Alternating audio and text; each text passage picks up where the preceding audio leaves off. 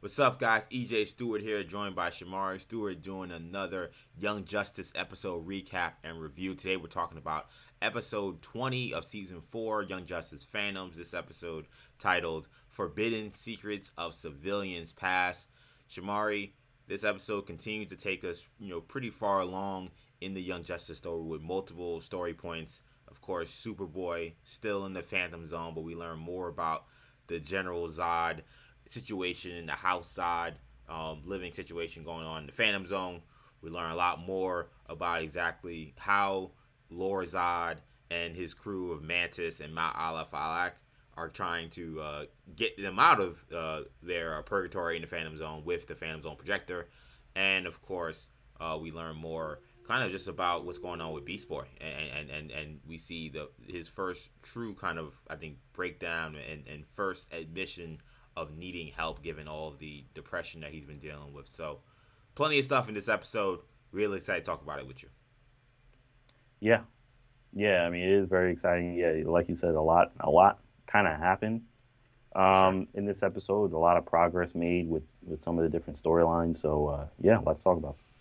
A lot to talk about. So let's begin with kind of the main story arc, which is the story happening on New Genesis, which is what I would consider, again, a kind of time heist happening with Team Lorzod. So Lorzod, he's teamed up with Mantis. He's teamed up with Ma'ala Fa'ak, and they have this mission to find this Phantom Drone projector. And it is part of this overall larger scheme that we learned that is stemming from an agreement and an alliance that's been forged with Darkseid and Apocalypse.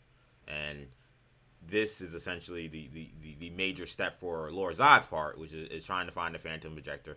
And what I liked about how they kind of tied all this together is, what you would hope to see from a story involving time travel, is that they are able to tie it into previous episodes within this arc and events that were happening and how it impacted how eventually Team Lorzod are able to get the Phantom Projector at the very end, albeit an unlikely source among the three, as is Mantis, who comes up with the Phantom Zone projector. But what did you make just kind of how this started with Ma'ala Fa'ak? He was, posing as Orion, which we've seen before. He did that in season 3.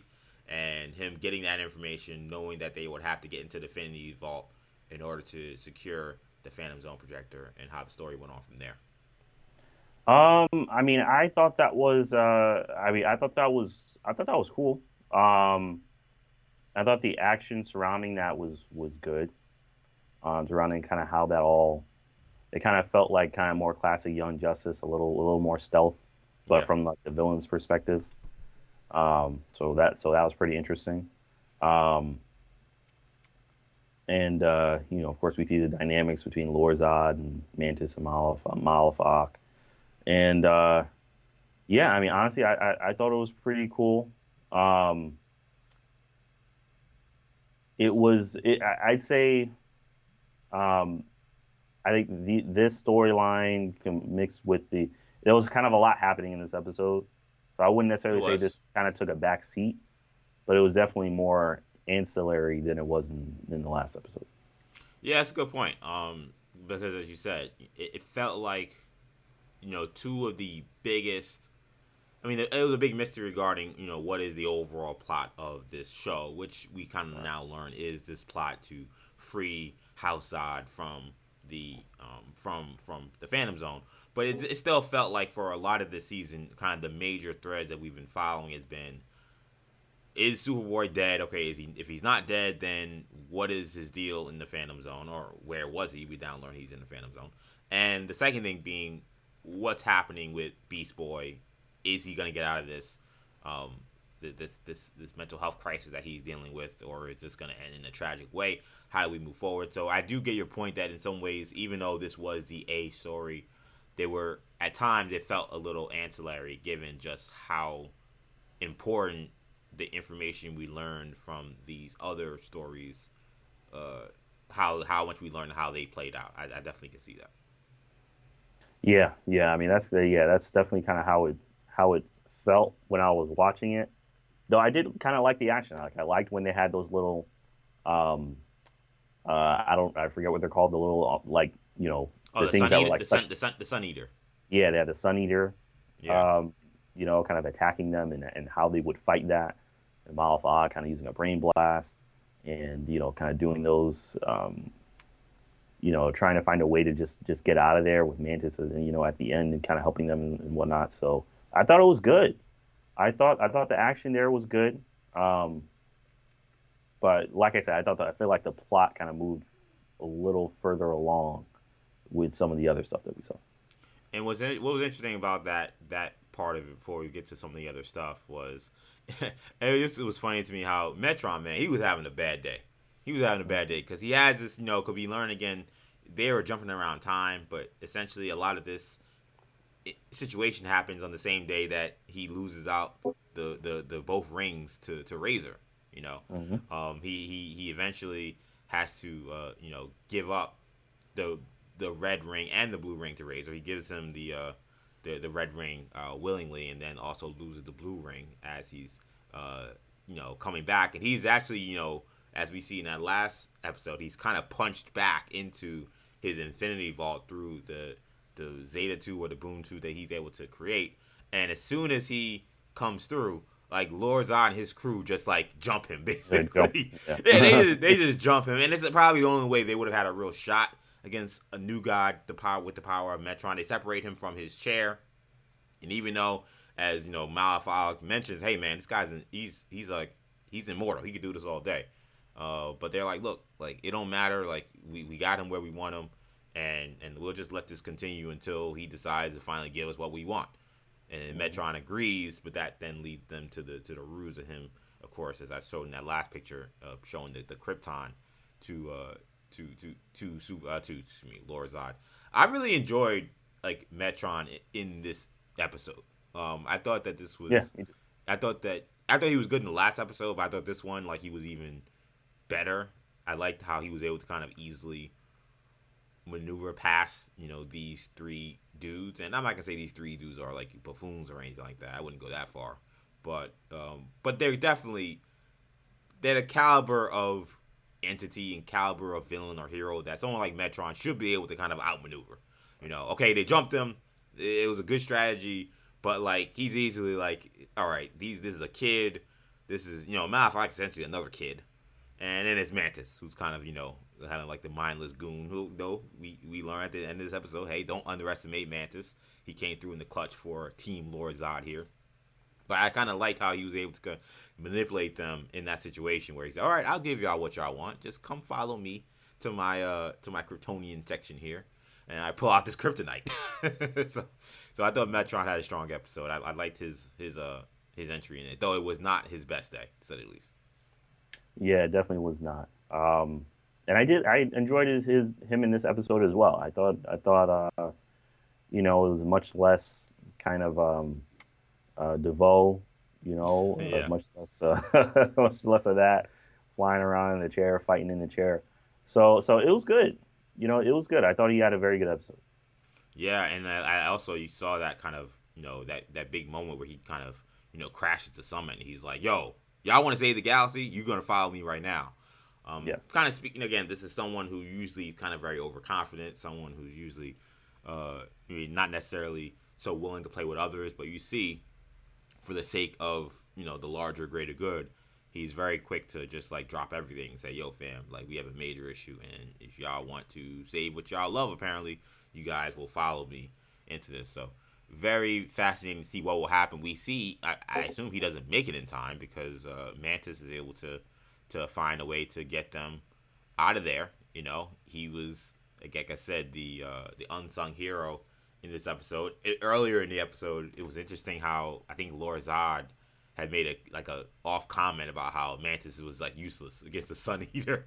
So it's like, so we know there's no way we're gonna be able to do anything with him. So I don't know what we're gonna do. But then here we are. Mantis showed some strength through the Sun Eater and made the smart move of getting back into the time sphere, moving them a day behind, and then remembering where the Kryptonian stuff was, knowing that all right, the kryptonite is there. I'm sure the Phantom Projector is not that far, and he was indeed right. What did you make? I thought there were some interesting character moments when it came from the summit. There was the back and forth between Orion and Rocket, which again started with Rocket thinking she was talking to Orion, but of course it was not Orion. And then Rocket being upset during the negotiations. Because I thought we were cool after this morning. He's like, I don't know what you're talking about. Um, but there was some interesting stuff there. I mean, you had the new gods essentially proposing that Cyborg and Halo, aka Violet, be sent to back to New Genesis to be kind of observed and to be watched over essentially because they are both merged with New God tech. What did you kind of make of that conversation? I know. Shout out to Greg Weisman. I know he made an apology because he didn't. A lot of people pointed out that I think Rocket during that conversation refers to Violet as a she and not them, which of course she's come out as non-binary. But which I would thought it was great that he acknowledged that there was an error there and that he made a mistake with that. But what did you make of just how some of those conversations kind of played out? I thought that I thought it was very interesting. Yeah, And it seemed very similar to the last episode. It just seemed understandable, that kind of understandable on all sides. Like if you're looking at it from their perspective, yeah, they see Cyborg, opening up boom tubes and using all this apocalyptic kind of tech, and Halo, kind of doing similar stuff, and you're kind of just like, well, I mean, we may want to keep an eye on these beings. yeah, So it would make sense that if there was anything that they may want from Earth, that it'd be them. right, Because whenever you come into any kind of bargaining agreement, you're like, okay, so what do you have to offer? right, It makes sense that they may want that. Um, and it makes sense that Rocket and I guess the Justice League would say that that's a non-starter. yeah. Which is So what she said. Yeah, exactly. yeah, so that was so I thought it was interesting. I thought it was interesting. I thought it was cool.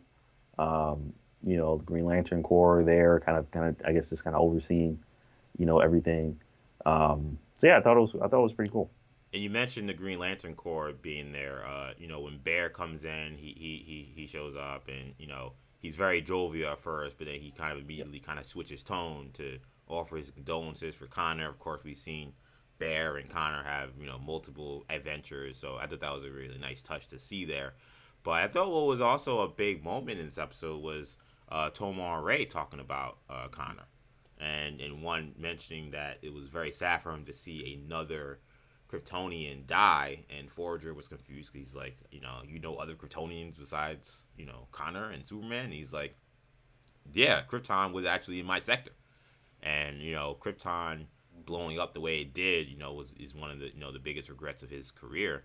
I thought that was again, it was a really nice kind of world building moment and kind of a neat thing to kind of throw in there as an Easter egg. That hey, yes, there are Green Lanterns all over the galaxy, and why wouldn't you have one that is sectioned in an area where Krypton is held? Yeah, exactly. Yeah, I thought that was a very nice touch. Because you kind of wonder, okay, how are the Green Lanterns, going to be connected to this storyline? Are they Yeah, just kind of just here? yeah. You Well, know, it's like it became like a thing where like was the Razor like episode like just the only reason they were there? But exactly. Yeah. So you're like, do they have any kind of personal connection to this, yeah, outside of just we're the Green Lantern Corps? So yeah, it was. I thought that was a very nice touch, and I think it'll, it kind of adds to the anticipation for seeing all of this, all these storylines eventually kind of collide and come together. yeah. I also thought it was neat to see the conversation between Jay Garrick and Bear talking about ages and we learned that Forger, I got Forger. He may be, his time with the team and maybe his time on the show may even be short lived. He's fallen in love with this lady Forager, and he's saying that he has a big decision to make, and that kind of started the conversation about ages because Rocket's like, how are you gonna leave the team after knowing this woman for just 2 days? But Right. Viking explains, hey, bugs they have an accelerated courtship that takes a very quick time in terms of coming together. It's not like humans or new gods, for that matter. And that's when Jay kind of chimed in with his his love for Joan, and Bear chimed in, and that's where the age thing came together. So again, really, I thought fun moments with a lot of this stuff. Orion didn't like any of it. He thought he was very frustrated throughout it. I think there was a joke in there about Kilowog, going to the bathroom in his suit, which I thought was pretty Right. funny. But Orion really wasn't having it. So this summit, while there have been these nice moments, doesn't seem to be accomplishing very much. Which I wonder what the message is being sent about that. Because with I think a lot of the Young Justice content, oftentimes there's somewhat of a message being sent to some degree, and how many times do we see kind of on Earth or here in the U.S. where we see summits and meetings of sorts that are supposed to kind of, come up, bring about big change and hopefully kind of bring about safety to everybody, and how a lot of them end up being for nothing. It seems like that's where this summit is heading. I don't know how you feel. I feel like something's got to come out of this summit Mm-hmm. because we know some progress somewhere along is being made with the Superboy thing. We know with the Phantom Zone projector and all that stuff, and we know that that's going to come to a head very soon. Yeah. Um, I feel like Superboy may kind of be a catalyst to help kind of spur things along with these negotiations. But I mean, we know that they have to come to some kind of, um, I guess, agreement, conclusion, whatever you want to call it, because, um, just gotta, I feel like you can't have this Rocket storyline and nothing be gained from it, Right. though, or just have her outright just fail her mission. Though I guess you can still have her kind of succeed, I guess, in Yeah. saving Superboy. Not. Yeah. I mean, to be 'Cause I fair, I guess you mean, get more yeah. I was important. gonna say that could be a big part, and also, nothing came out of. I mean, death came out of McGann's story, but she didn't Right. succeed in anything that was happening there too. So it wouldn't be the first time that Hmm. the arc kind of ends in an L, so to speak. But Right. Yeah, or it has kind of a negative, yeah. more a like a negative ending. Right. Um, so yeah, I don't know. I mean, we'll see. I would tend to believe that I kind of expect something to come of this. Um, some kind of like actual kind of result from these negotiations. So let's you talked about the Connor Phantom Zone situations. Let's talk about that aspect of this episode. So essentially here you have Drew Zod introducing Connor to the squad, to the family, to House Zod. Very interesting comments made by Zod. We learn more about exactly what they've been doing on in the Phantom Zone, which is essentially much of nothing, but uh Hmm. but we know that he is aware of essentially who he's just run into, because as soon as he brings Connor to the squad, he introduces him to his wife eventually, and he tells her, and we see that he's able to communicate telepathically with her. Hey, we're slow walking this, essentially meaning, yes, you know who that is, and I know who that is, but just chill. We may somehow make this a plus and an advantage for us. Let's not trip, and it's not on site with Connor at this moment in time. So, Right. so I thought that was it shows again that there's more that meets the eye, more than what meets the eye when it comes to the Zod situation. Of course, he comes in the immediate shot after he greets him to some of the House Zod members. They all kneel before Zod. We see that be a theme for a lot of this episode. And Zod is essentially, teaching Superboy the kind of the ropes essentially, and he's teaching him basically, what's happening on Phantom in the Phantom Zone, what the Phantom Zone means to him, and how him and his crew have essentially been able to survive through his leadership. He says that the Phantom Zone is a spot where anything that needs to be done can only be done through willpower. And what I thought was crazy was you kind of saw that scene where you had the various members of House of Zod. One of them being Nan, by the way, Sham. I don't know if you picked up Yeah, on no, that. yeah, I caught that. Yeah, yeah. Nan was in there. He was with the squad, and they're singing these like. I mean, just for what it reminded me of almost like slave like spirituals. Mhm. Like singing the House of Zod, Yep. song as they were lifting asteroids and things like that. Mhm. Pretty remarkable stuff. I thought it was really well done. It kind of reminded me a bit of like, especially with something like the music, and definitely I thought there were some African themes there. It reminded me a bit of some stuff we saw with Black Panther in the Black Panther movie, but almost in like the evil way, of course, because this is not Black Panther. This is not you know T'Challa's house. This is House of Zod. But very fascinating stuff, I thought. What did you make of some of the stuff we learned? And we see by the end, Connor, though, through these images he's seeing, he is starting to get some flashbacks of his previous life. He remembers during the House of Zod ritual that was happening. He kind of remembers building the canopy for his wedding in Mars. When Zod mentions, or I think Zod's wife mentions family, he starts to remember McGann and his family. So he's starting to get flashes of some of that stuff he just left behind. But at the end, he does decide to kneel before Zod and be indebted to him. So what did you kind of make of how the situation played out with Connor? I think it's going great, honestly. Well, not for Connor, obviously, but Right. I think it's just going. It's definitely you're seeing this story progress, and you know you're seeing the cunning of General Zod, Yeah. and you're seeing him trying to just manipulate, similar to what he did on Krypton, Right. and trying to manipulate everything to his favor, Yeah. so that he can can have power and rule and all of that. So that whenever they leave, Superboy is kind of is kind of He's underneath on his he's on his control. squad. Exactly. So that's definitely an asset that I'm sure he will want. Um, especially considering the effect the Superboy being an inspiration for the Legion. So this is such you know it just shows the tact of him, and just the fact that the his wife just immediately just like, no, yeah, I got you, Right. like Yeah. they're all in on it. All his other followers are all in on it. So yeah, this is crazy. So I thought it was really cool to see, and I'm looking forward to seeing where it goes. Yeah, it's almost so good, Sham. I'm almost wonder with Mantis getting the Phantom Zone projector.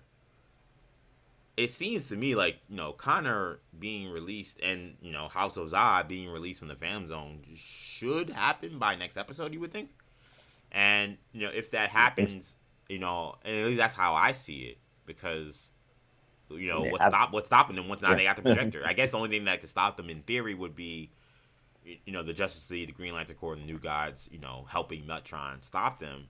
But it seems like right now they got a head start because they're in the day prior. Mantis has moved them out of the time stream where the heroes are supposed to follow Metron through his tube. So if that happens, I do wonder if enough work would have been done in convincing us that Connor is indeed fully, ingratiated with House of Zod. I think you could probably do it in the next episode, but I almost feel like maybe one more episode of him kind of continuing to be indoctrinated by House of Zod would work. But it just depends kind of how they work it. If a lot of this next episode is still in the Phantom Zone and then it's only near the end where he's actually released, you could probably get away with that a little more.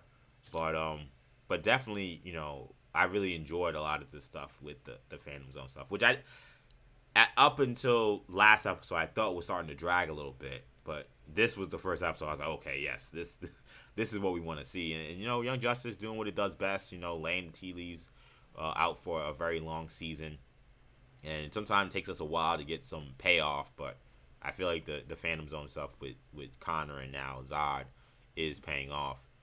It was interesting in this conversation that we learned, when Zod's wife is talking about, quote unquote Ghosty, we know it's Phantom Girl, how Hmm. Superboy says she's unconscious. I don't know why or how, but I'm trying to take care of her. She says that look, that people typically she's never seen anybody go to sleep in the Phantom Zone. Like she doesn't know really Right. anyone that's been unconscious. So how that's gonna work? Was Phantom Girl unconscious prior to them going into the Phantom Zone? And his wife suggests that she might not ever wake up because whoever you enter the Phantom Zone is really kind of your existence. So Hmm. I thought that those were also some interesting notes. Did you take anything away from that? Because I assume once they get released from the Phantom Zone, Phantom Girl is gonna be with them. You would assume, and she'll have obviously a big say in whatever happens after that. Yeah, I mean, I would think that she'd wake up, but I mean, that's just kind of wishful thinking, I guess. You don't really know. We don't really know what is gonna happen. Right. Uh, but yeah, I mean, we really have no idea. I would think that they would be released from the Phantom Zone in the Mm-hmm. next episode. Um, and I mean, I guess we'll see how things go from there. I agree. I think it was dragging. For me, I think it was dragging up until they revealed that it is the Phantom Zone. At Right. that point, I was all in again. Yeah. And I was like, all right, now so how is this going to develop? So so yeah, this is going to be very interesting. I'm sure we'll get a kind of a bigger collision between the Zods and Superboy and Yeah. the League and Lorzod and Malphite and everybody. So this is going to be pretty interesting. Yeah, a real battle royale is essentially being set up here with so many of these entities all together, and you assume potentially being released on New Genesis. So, yeah, a lot of great stuff happening with the Zod storyline. Let's wrap the show though, Shamari, real quickly talking about the Beast Boy angle of this, which again I think it was what we needed. I think for me, we talked a lot, and me and Kendall, I think we talked about it as well. Is that we kind of need to advance this Beast Boy story, and it felt like we kind of had neglected it. I think I mentioned that last week that as good as some of this stuff is, it's like Beast Boy was one of the most important aspects of this show so far, and I don't know what he's doing since the intervention, but we actually finally see him, and we finally get him in this mental health checkup, which we knew about because it's what McGann had told Beast Boy, that in order to stay on the Outsiders, he had to do this mental health checkup as part of Black Lightning's initiative as the leader of the Justice League. So he meets with Dinah, who we know has been like the kind of ordained, therapist or psychologist for a lot of the heroes on not just the Justice League, but also on the team and on the Outsiders. And Beast Boy, initially he kind of gives you some of the act that we've seen from him in the past in this season, where Yep. he kind of acts like he's all there and that everything is good. This is particularly before he kind of had some of those what's those like that outburst, certainly, that you would say maybe at the intervention. Saying, "Oh yeah, I'm all good, and yeah, things have been rough, and I've had a tough time, but I want to be back on the Outsiders, and I'm gonna fix the situation out with the with my friends. I'll fix the situation out with Perdita. I'll fix the situation with my sleeping habits. All that stuff can be figured out. I'm coping with the death of Connor a lot better now, so don't worry about me. Just put me on the Outsiders, and I'll be good." And Dinah plays along with him for a little bit, but we see throughout these points in time, she asks some very pointed questions, and you see that he's still not right. First of all, he physically does not look right. I All mean, right. looks a mess, when you see him. Looks like he's still But not taking care of himself. right, he's clearly not taking care of himself. He comes in with the sunglasses on to kind of cover his eyes and stuff. So he's clearly still not in a very good place. But Dinah starts asking him very pointed questions about how he is. He's like, "Hey, we can answer these questions and we'll get you out of here." And she's like, "So, what's the deal with your relationships?" And he's like, "Oh, well, I gotta call Perdita and I'm gotta work that out." She's like, "All right, well, you want to call her now?" He's like, "No, wait, I can't do that. I don't want to do that right now." And then he's like, "Okay, well, what about your sleeping? Are you still using those sleeping pills?" He's like, "Oh, nah, I'm off that now." She's like, "Oh, good. So you want to take a drug test?" And he's like, "No, I can't take a drug test. I mean, I just kind of just got off of them just recently." So clearly, she starts to kind of poke holes a bit at some of this, false position that Beast Boy kind of presents himself in, and he eventually kind of starts to spiral in these conversations, and eventually we learn that, as we've kind of already known, but he kind of finally verbalizes that a lot of his depression and his sadness stems from him feeling like Connor's death was his fault, but that it's also a recurring theme in his life, that these people that leave him, whether it them being them dying, like Rita, like his mom, like Wally, or even people just leaving him, like Mm-hmm. how Brion left You the Outsiders. Like, he blames a lot of that on himself. He puts a lot of that that burden on himself, and he eventually kind of cracks as Dinah continues to ask him, like, why you blame yourself for these things? Like, how could you blame yourself for Connor's death, but then not blame McGann? Because then McGann also send Connor to help save all those people on the Martians. All right, if you didn't send them to save the Martians, what the Martians was just supposed to die, and that was supposed to be okay. So I thought, Dinah's, therapy session, and I think these therapy sessions he's had in the past have always been very good moments in the show. We've seen it on Hmm. from season one. I don't know if they did season two, but I know season one we saw her working with the original team, and I think even with this show, because of the mature nature of it, they can go even a little further when you talk about drug testing and things like that. Like Hmm. I think that this was I thought stellar and really powerful stuff, and difficult to watch because again, we all love Beast Boy, and seeing him this down bad is not necessarily what anyone is hoping to see, but they have something that they have a story they're trying to tell. And I think they're doing a great job. I really do. I don't know. What did you make of kind of the Beast Boy side of this? Yeah, I mean, I think this was I think they did a good job of showing kind of what was bothering him. Um, I mean, this was I think it was definitely a very kind of impactful sequence. Showing that he needed to just kind of just let it all out. Just let all this stuff out and kind of start over, just start from scratch.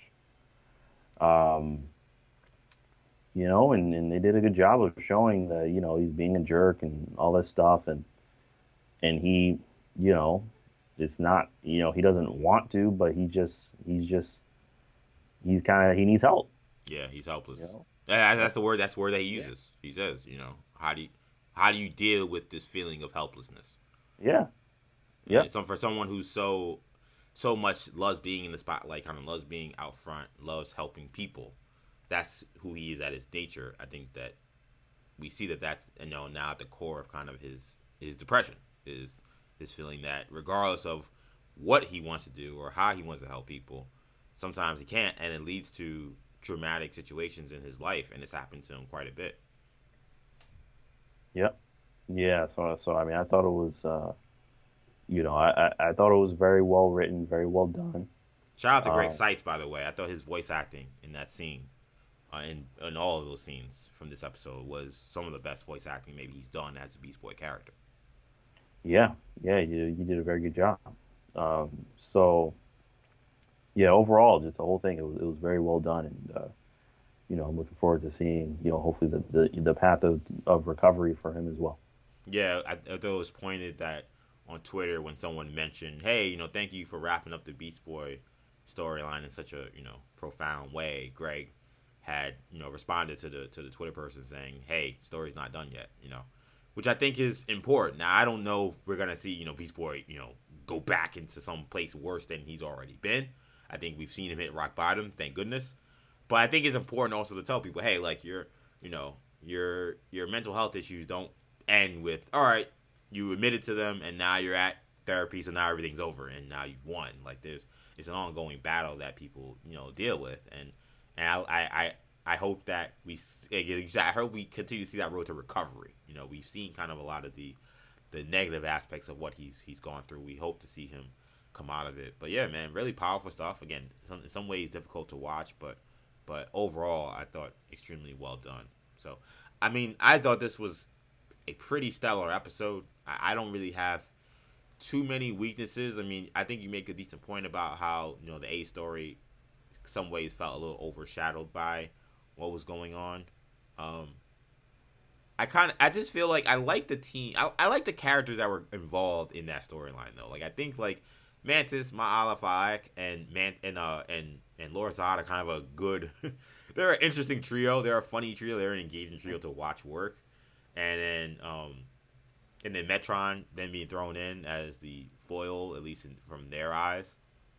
He's also he I think he worked well with those characters. So I tended to really enjoy really pretty much every aspect of this episode. the Summit stuff is really compelling. Sometimes I wish, honestly, of the things that get overshadowed. I think that that's the aspect of the show.